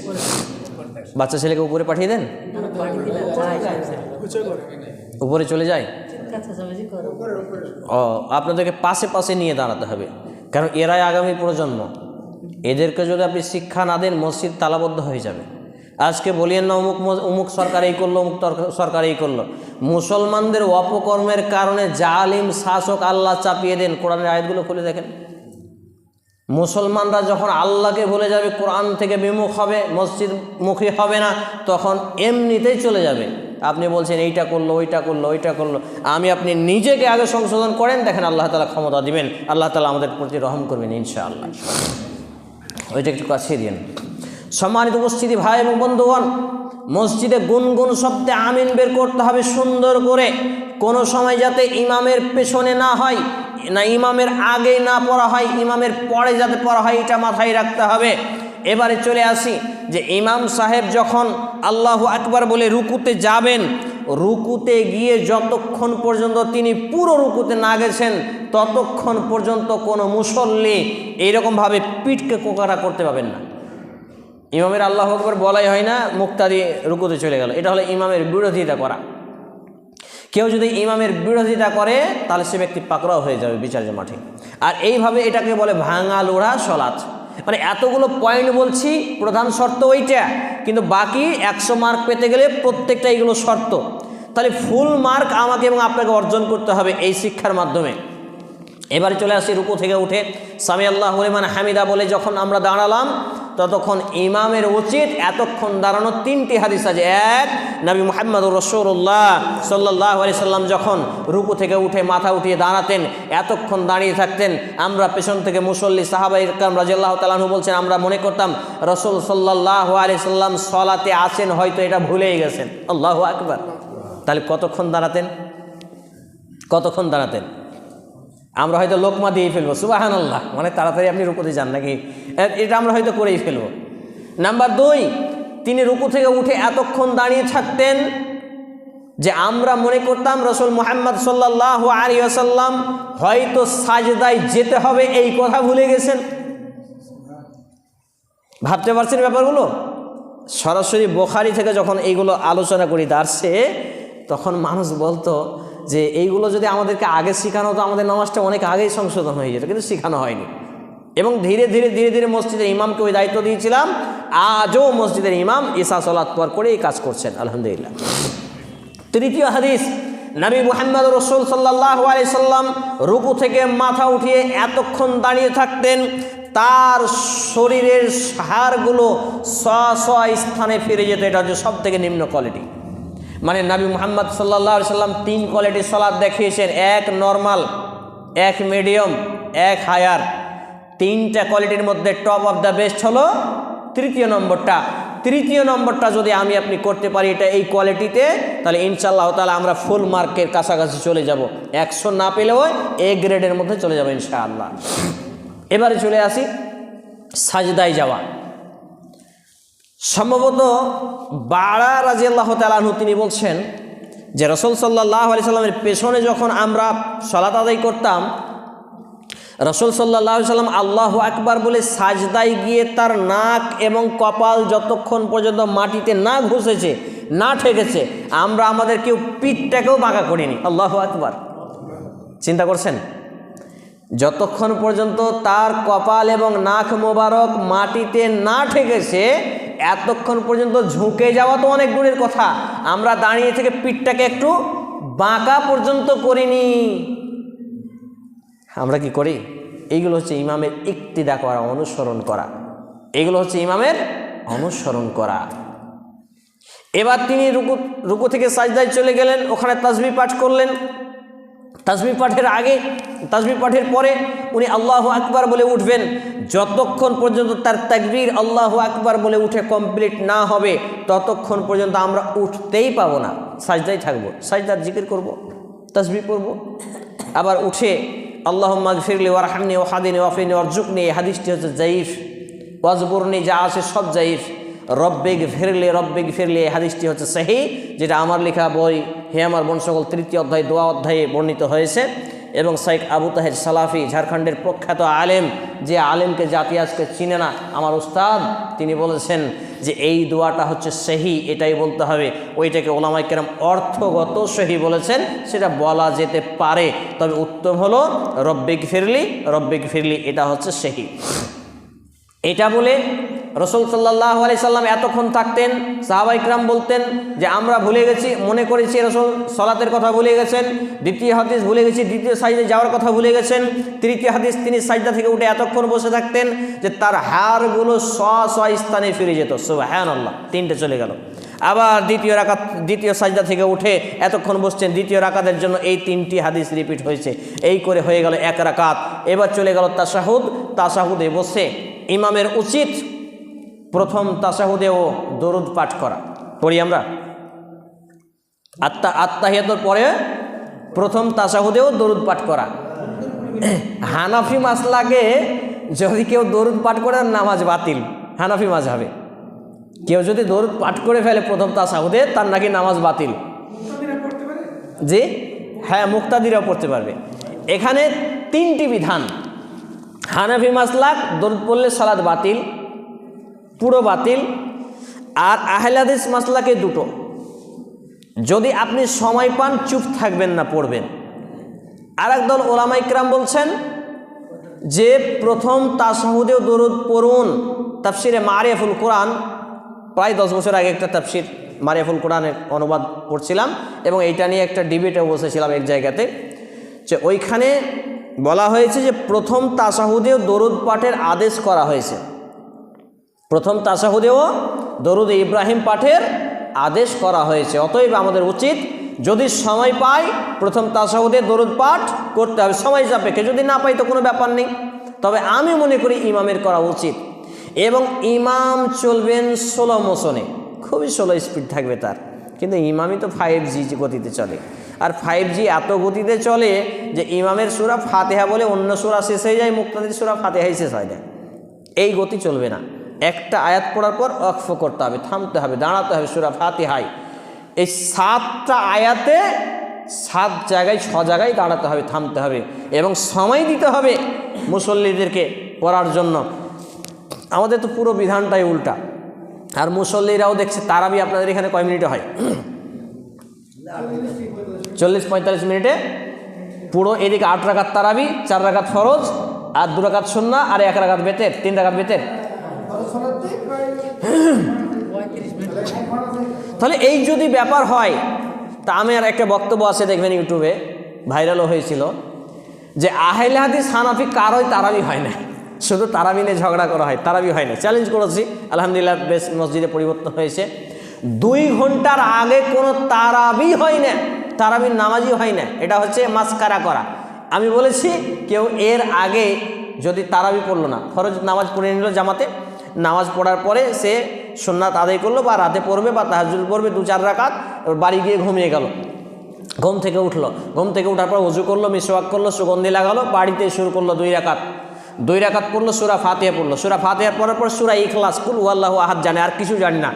এই সূরাটা পারলো 10 বার, 15 বার, 20 বার, যা পড়লো। পড়ার পরে রুকুতে গেল, সুবহানা রাব্বিয়াল আযীম, সুবহান কুদ্দুসুন রব্বুল মালাইকাতু ওয়ার রূহ, সুবহানাকা আল্লাহুম্মা রাব্বানা বিহামদিকা আল্লাহুম্মা আগফিরলি, যা দোয়া আছে পড়তেই থাকলো।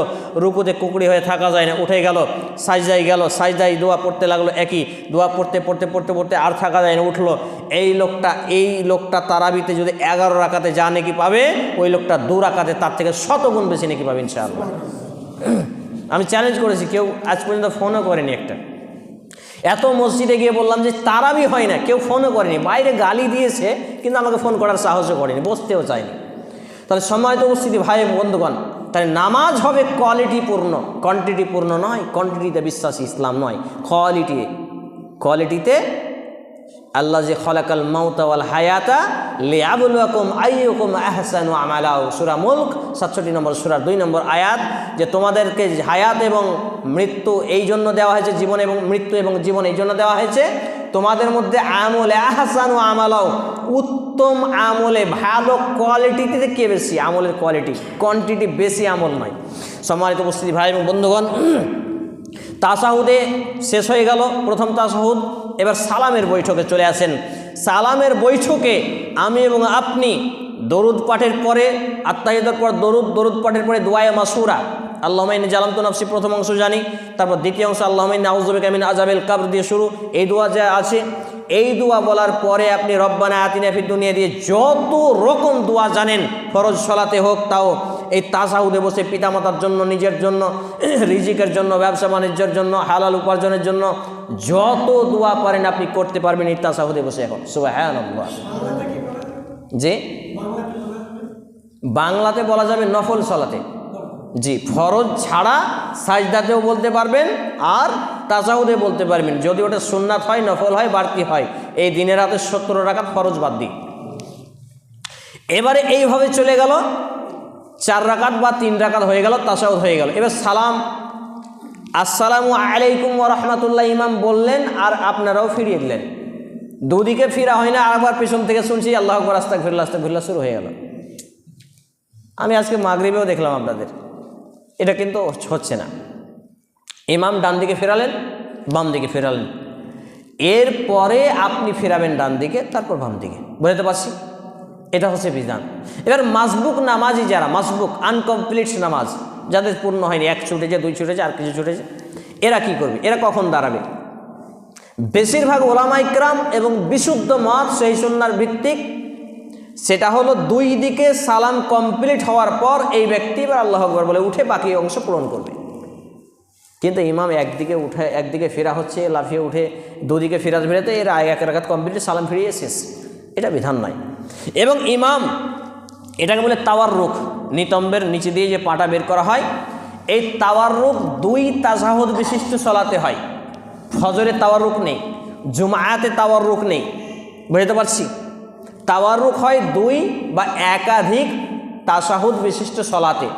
ওই হাদিসের ভাষাটা এরকম যে শেষ তাশাহুদ, এটাকে অনেকে ব্যাখ্যা নিয়ে নিয়েছে শেষ মানে সালামের বৈঠক, না, শেষ মানে আমি আপনাদের মসজিদে আজকে আসা শেষ, আজকে আসা শেষ যদি বলি তাহলে আগে কোনো দিন এসেছি, শুরুই যদি না হয় তাহলে শেষ কী করে হয়? তাহলে কোনো একদিন এসেছি, আজকে আসা শেষ, তাহলে এটা হলো শেষ তাশাহুদ বিশিষ্ট সালাতে, এটাকে তাওয়াররুক করতে হয়। তাওয়াররুক মাগরিবে আছে, এশা জোহর আসতে আছে, ফজরে নেই, জুমাতে নেই, ঈদে নেই। এই তাওয়াররুক থেকে পা পর্যন্ত বের করতে পারবেন না ইমাম আল্লাহু আকবার আস্তাগফিরুল্লাহ আস্তাগফিরুল্লাহ আল্লাহুম্মা আনতা সালাম ওয়া মিনকা সালাম তাবারাকতা ইয়া জিল জাল বা জাল জালালি ওয়াল ইকরাম, এত দূর না বলে ইমাম সাহেব পেছনে ফিরেও বসতে পাবেন না, আর মুক্তাদিরা পর্যন্ত পা বের করতে পাবেন না, আর মুক্তাদিরা কাতার ভেঙে সামনে পেছনে হটতে পাবেন না। এই হলো বিধান। আরও অনেক কিছু আলোচনা ছিল, সংক্ষিপ্ত টাইমে কিছু প্রশ্ন উত্তর নিয়ে নিয়ে আপনাদের কিছু বলার থাকলে দিতে পারি। এবার প্রশ্ন উত্তরে মাইক দিতে পারেন যদি অসুবিধা হয়। জি, কটাই জামাত? জিজ্ঞাসা থাকলে জিজ্ঞাসা করেন, আর জিজ্ঞাসার মাধ্যমে চাটা দিতে। হ্যাঁ হ্যাঁ, চা দিয়ে দেন, জিজ্ঞাসা পারি না।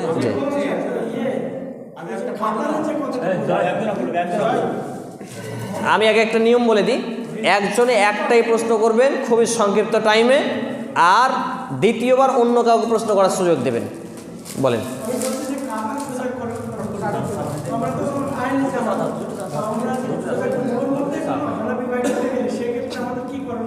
ও আচ্ছা, মাশাআল্লাহ, খুব দারুণ প্রশ্ন।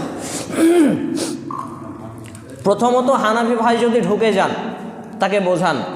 আশা করছি আমাদের সমাজে যখন হানাফিরা আসে তখন পা মিলিয়েই ছাড়ে, পা কম মিলায়, মানে না, পা না মিলিয়ে ছাড়ে না। অনেক ভাইকে দেখেছি পা মিলাই না, তো ওকে বলতে হবে যে আপনি সাইডে চলে যান। ও, ওকে বলতে হবে আপনি সাইডে দাঁড়িয়ে যান। যদি না শুনে ফাসাদ করার প্রয়োজন নেই, আপনি ওইভাবে সালাত আদায় করবেন। ইন্নামাল আমালু বিন্নিয়াত এখানে কাজ করবে, আপনার ইখতিয়ারে নেই। আপনি আর যদি নামাজের আগে পড়ে হয় বোঝাবেন, কিন্তু ফিতনা করা যাবে না। ও নামাজে এসছে, তাকে বলা যাবে না আমাদের মসজিদে কেন এসছো, এরকম কোনো কিছু বলার প্রয়োজন নেই, তাকে আর উৎসাহ দিতে হবে। আপনি বলেন। আমি বলছি যে ইমাম যখন নামাজ পড়ে ইমামের অনুসরণ করতে হবে। আমাদের যে ইমাম উনি রুকু থেকে ওইটা বুকে হাত বাঁধে, তো বাঁধে। ও আচ্ছা, খুব জটিল প্রশ্ন কিন্তু। আজ থেকে 2014 সালে ঘটনা বলছি। ঝাড়খণ্ড দেলালপুর মাদ্রাসা, বিশাল বড় মাদ্রাসা, হয়তোবা আলেমটা বেঁচে আছেন কিনা আমি জানি না, তখন আমি ছোট ছিলাম। অল ইন্ডিয়া জমিয়তে আহলে হাদিস প্রেসিডেন্টের ইমাম মাহাদি আসগার আলী সাহেব ওনার আসার কথা ছিল। শাহজাদপুর বা শাহবাজপুর মাদ্রাসায় ছিলাম, শাইখ আনোয়ারুল হক ফাইজি সাহেব ছিলেন, আবু তাহির সালাফি সাহেব ছিলেন এবং দেলালপুর মাদ্রাসার ওই শিক্ষক ছিলেন। জোহরের সুন্নাহ আদায় করে আমি কখনো ফরজ সালাতের পরে মানুষের নামাজ দেখি, আমি সুন্নাত পড়ি না, মানে বোঝানোর জন্য, জ্ঞান অর্জনের জন্য, বা পড়ে পড়ি বা বাড়ি গিয়ে পড়ি, এরকমও করি বাসায় গিয়ে। তো বিশাল বড় আলেম, চুলদারি সাদা হয়ে গেছে, বোখারি দার্স দেন, এইরকম ধরনের আলেম, উনি রুকু থেকে উঠে হাত বেঁধেছেন। তা আমি ওনাকে বললাম যে শাইখ একটা বিষয় বলতাম, তো তুমি কি বলবে আমি বুঝে গেছি, এইটা হাত বাঁধতে দেখেছো তোমার ওই ফিতনাবাজি শুনবো না। তা আমি কথা বলতে আমি বলছি শাইখ আমার এটা পড়া আছে, এটা শুধুমাত্র শাইখ আব্দুল্লাহ ইবনে বাজ রাহিমাহুল্লাহর একটা কল। সৌদি একজন গ্র্যান্ড মুফতি ছিলেন আব্দুল্লাহ ইবনে বাজ, একজন আলেম, তার এটা শুধুমাত্র ব্যক্তিগত মত বা ফতোয়া। তো উনি বলছেন হাদিসে দুটোই আছে, আপনার ফিতনা শুনবো না। তাই আমি বললাম ঠিক আছে। ওইখানে আনোয়ারুল হক ফাইজি সাহেব ছিলেন। শাইখ আপনি কি বললেন? এই ছেলেটা ছোট বলে আপনি ওকে অবহেলা করছেন? শেষে উনি আমাকে বুকে জড়িয়ে ধরে হাদিসটা বলার পরে, নিয়মটা বলার পরে উনি বললেন, বাপু এই ছোট্ট ছেলের কথা, ওই সেই যুগের রাসূলের হাদিসের কথা মনে পড়ে গেল, বুকে জড়িয়ে ধরে বলেছিলেন যে আল্লাহ তোমাকে কবুল করুক। তো ঘটনা হলো রুকু থেকে উঠে হাত বাঁধার কোনো হাদিস নেই, বরঞ্চ এটাই আব্দুল্লাহ ইবনে বাজ রাহিমাহুল্লাহ একটা ওলামা ইকরাম, সৌদি আরবের এই বিজ্ঞ ওলামা ইকরামের একটা নিজস্ব ব্যক্তিগত মত। আর এই মতটা আমাদের জন্য অনুসরণ করা। আজান 5 মিনিট পরেও দিন, এসারের আজান 5 মিনিট আগে পরে দিলে অসুবিধা নেই। যে তাহলে এটা পুশ করেন, এটা পুশ করেন।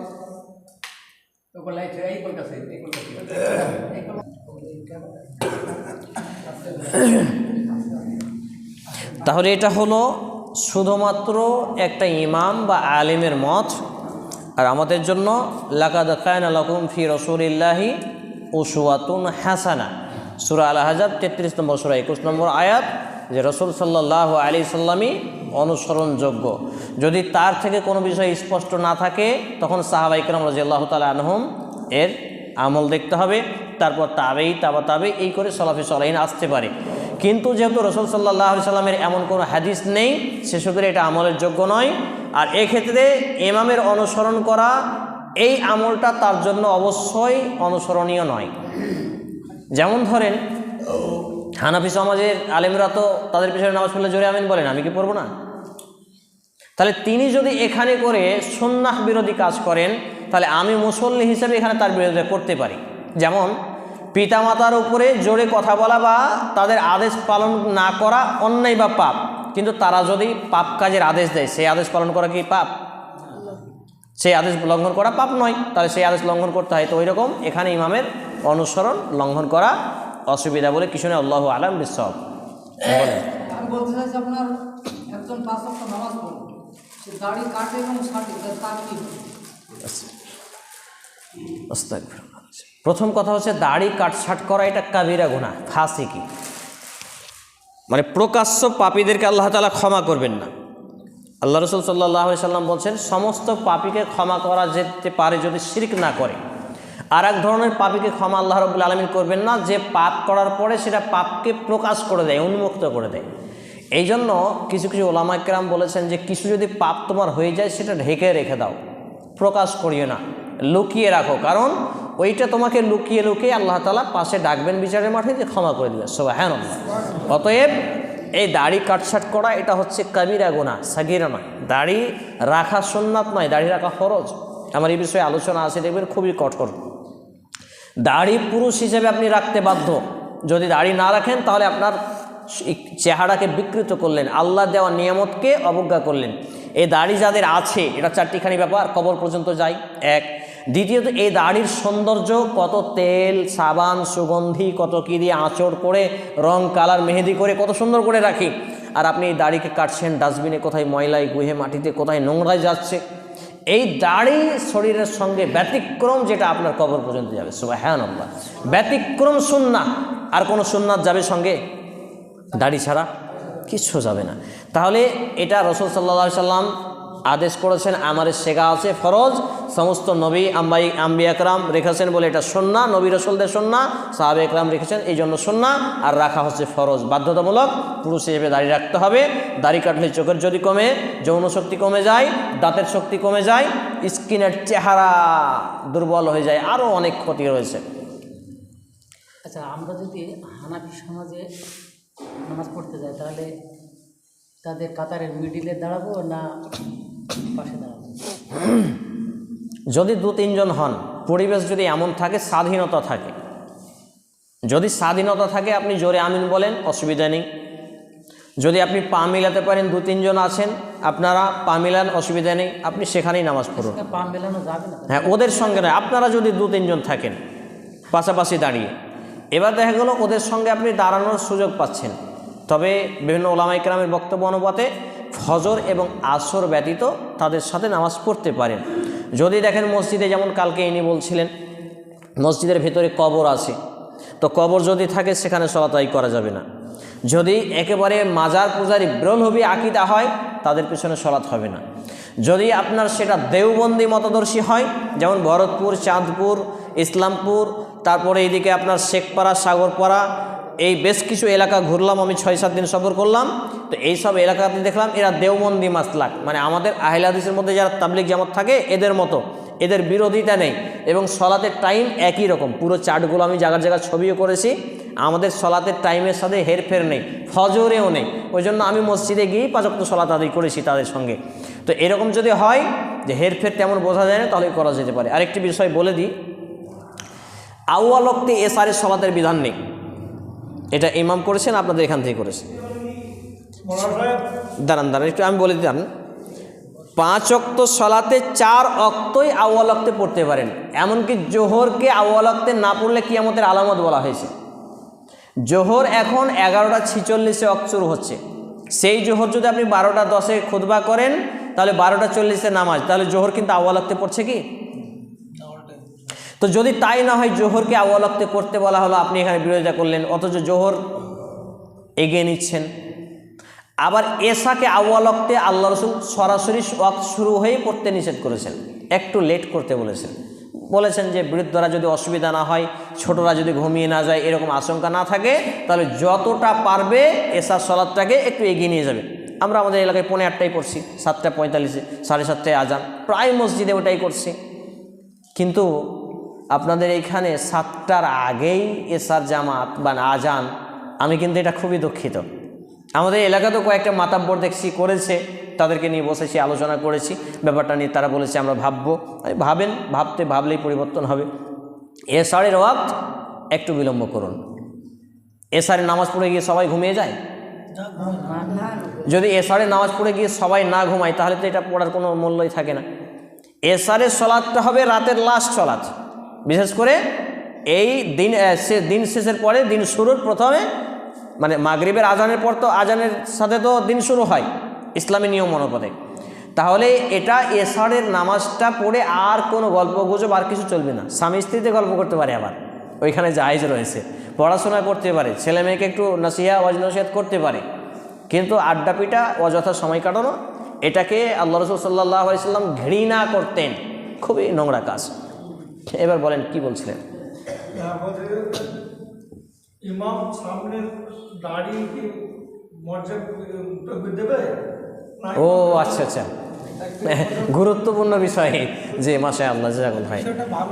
জি, যদি ইমামকে আপনি মসজিদে দেখে নেন, যিনি আজান দিয়েছেন কাতারে একটাও লোক নেই, উনি দাঁড়িয়ে সময় হয়ে গেছে একামত দিবেন, ইমাম আসেইনি, ইমাম ওইখানে আছে, ইমামকে দেখতে পেলেই একামত দিবে। এটা হচ্ছে সুন্নাহ। সৌদি আরবে এখনও দেখবেন কারিয়াস সুদা এসে সালাতুল্লাহ দেখবেন, আরও বিভিন্ন ইমামের সালাত দেখবেন, ওনারা কাতারে যান না। এটা যে হাদিস, এটা মৃত সুন্নাহ। এই সুন্নাতটা আজকে আমাদের সমাজ থেকে মারা গেছে, আমাদের এলাকাতে নেই। 2টো মসজিদে চালু করলাম তো বলছে ও ফিতনা করছে, আবার পরবর্তীতে একজন আলেম বলেছেন যে না এটাই সুন্নাত, তারপর ওটা চালু করেছে। আমি কথা ওটাই জুড়ছিলাম,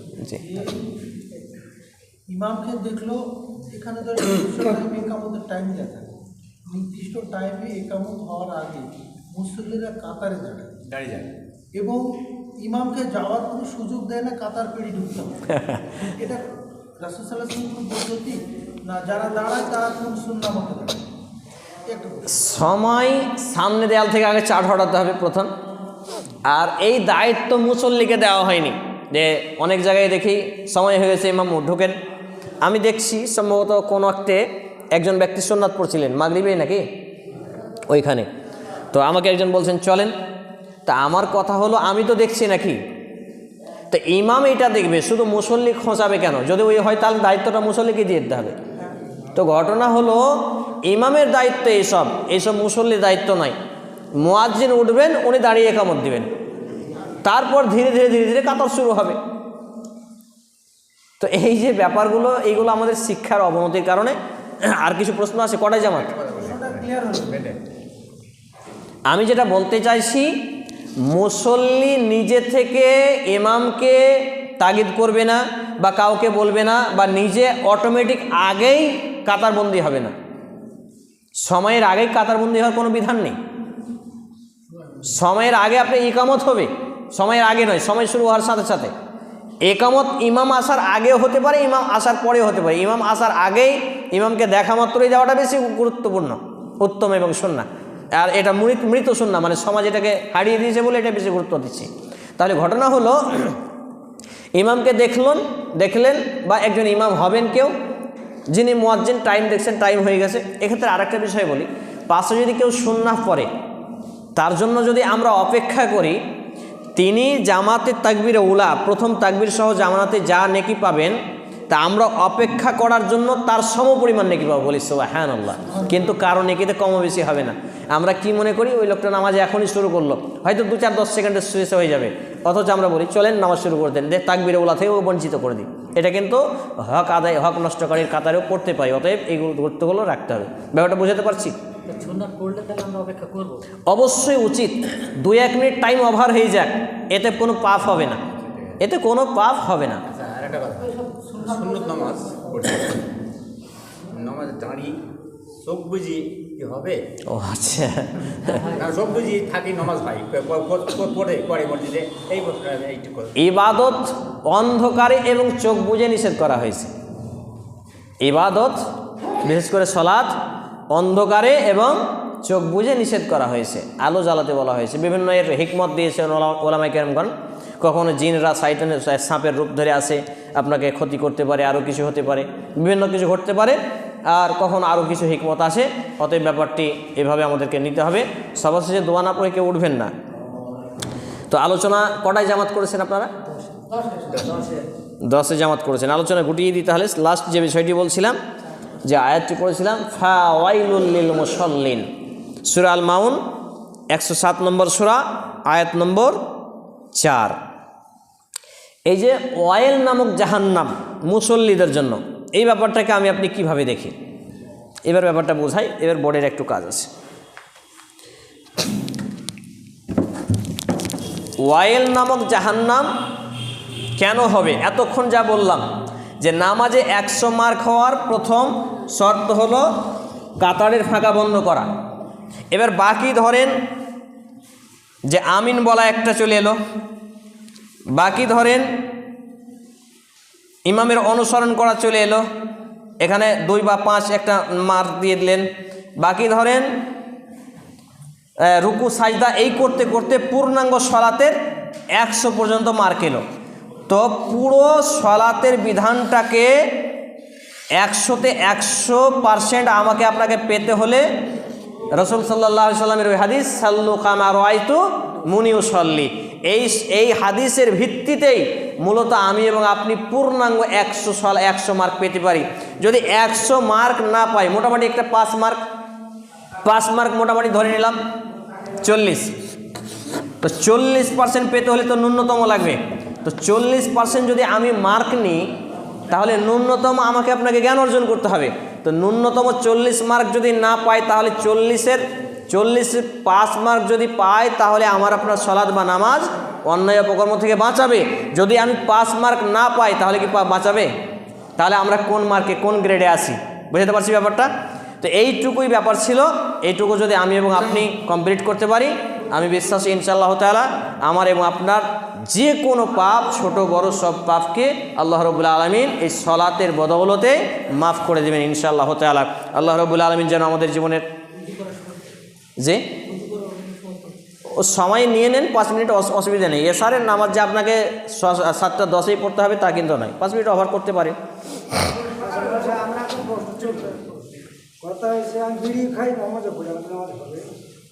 শুনেন, নামাজ হবে না হবে ওই চ্যাপ্টারটা আলাদা। নামাজকে কোনো গুনাহের কারণে ত্যাগ করা যাবে না। একটা লোক প্রত্যেক দিন নামাজ খায় 5 টাইম, 5 টাইম নামাজ, সে নামাজ অথচ 5 টাইম মদ খায়, কিন্তু একদিন মদ খেলে 40 দিন নামাজ হবে না। তা আপনি ওকে বলতে পারবেন না যে তুই মদ খেয়েছিস মসজিদে আসবি না। কেন? নামাজ এমন একটা ইবাদত। আমার একটা আলোচনা আছে, বলেছি একটা ছেলে, আপনার দুটো ছেলে, একটা ছেলে সারা রাত এশার নামাজ পড়লো, বেশ্যাখানাতে গিয়ে ঢুকে গেল, আবার ফজরে যখন আজান শুনলো আসসালাতু খায়রুম মিনান নাওম, ফরজ গোসল করে মসজিদে চলে এলো। আর একটা ছেলে বেটি ছেলের দিকে চোখ তুলেও তাকায় না। তাহলে ইসলামের দৃষ্টিতে এই ছেলেটাই ভালো যে ছেলেটা বেশ্যাখানাতে কাটালো কিন্তু নামাজে হাজির হলো, আর এই ছেলেটা জঘন্য যে 5 ওয়াক্ত নামাজ পড়ে না, নাউজুবিল্লাহ মিন জালিক। অতএব কোনো ব্যক্তিকে তার পাপের কারণে নামাজের সাথে কম্পেয়ার করা যাবে না। ও এটা পাপ করছে, তাকে সংশোধন করতে হবে, কিন্তু পাপের কারণে কোনো ব্যক্তিকে খোঁটা দেওয়া যাবে না যে এইটা। আল্লাহ রাব্বুল আলামিন আমাদের বুঝদান করুন, আমাদের জীবনে জানা অজানা প্রকাশ্যে গোপনে সব পাপগুলোকে মাফ করুন, আমাদের নামাজগুলোকে হেফাজত করুন এবং ছোট বড় সব পাপকে মাফ করে দিয়ে এর ওসিলায় আমাদের জাহান্নাম থেকে মুক্তি এবং জান্নাত প্রাপ্তি হিসেবে কবুল করুন। আমরা আল্লাহ আমিন। এ দাবি, এ দোয়া, এ দরখাস্ত আল্লাহ রাব্বুল আলামিনের সামনে রেখে আমরা আমাদের আলোচনা এখানে ইতি টানছি। আমরা দোয়া পড়ব, সুবহানাকাল্লাহুম্মা ওয়া বিহামদিক, আশহাদু আল্লা ইলাহা ইল্লা আনতা আস্তাগফিরুকা ওয়া আতুবু ইলাইক। আসসালামু আলাইকুম ওয়া রাহমাতুল্লাহ। যাদের ওজনে ওযু করে নেন। 5টা 10 এর 10টা 7টা 15 7টা 15